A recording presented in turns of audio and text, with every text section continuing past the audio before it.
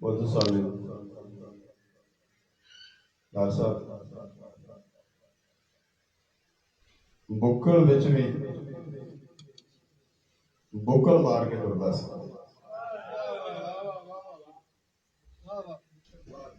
بکل وچ بھی بکل مار کے ٹرتا سی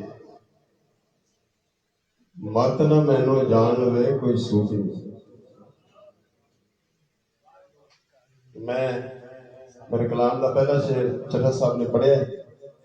میں انہوں تھوڑا جا چینج کر کے دو شعر پڑھنے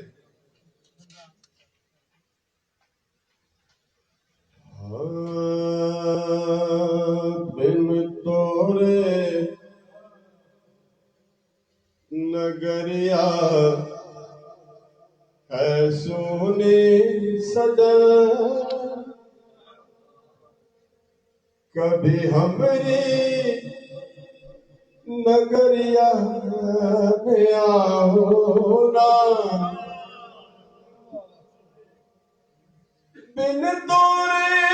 نگریا سونی سجن کبھی ہمری نگریا میں آؤ نا کبھی ہمری نگریا میں آؤ نا اکھیاں ترسن تورے درشن کو ہمیں باوری شکل دکھاؤ نا اکھیاں ترسن تورے درشن کو ہمیں باوری شکل دکھاؤ نا اور سنیے کیسے بھائی وہ صوفی تھے وہ صوفی ہے وہ صوفی تھے وہ صوفی ہے درویش تھے اپنی ہستی میں وہ صوفی تھے وہ صوفی ہے درویش تھے اپنی ہستی میں درویش تھے اپنی ہستی میں ڈاکٹر صاحب میرے کان میں اکثر کہتے تھے کوئی صوفی بات سناؤ نا وہ صوفی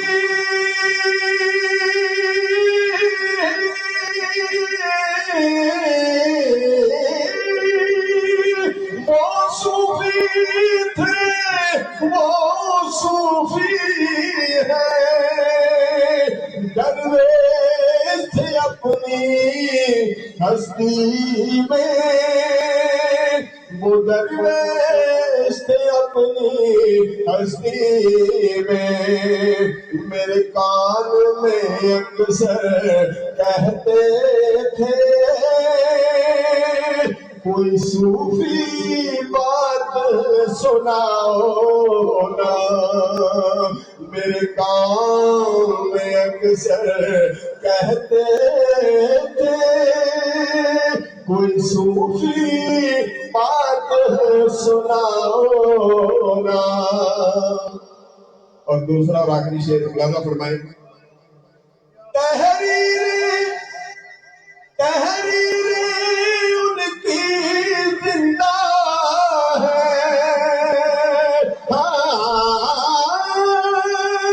تحریر ان کی زندہ ہے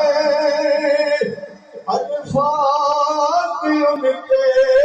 بولتے ہیں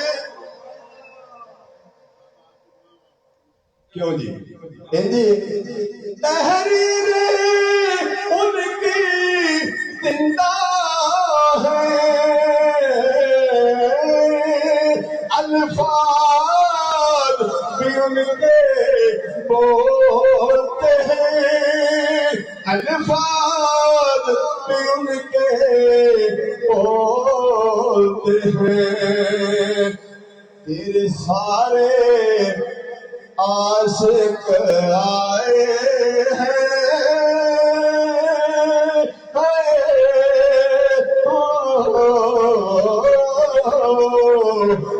ڈاکٹر صاحب تیرے سارے عاشق آئے ہیں انہیں آگے شعر سنانا تیرے سارے عاشق آئے ہیں انہیں آگے شعر سنانا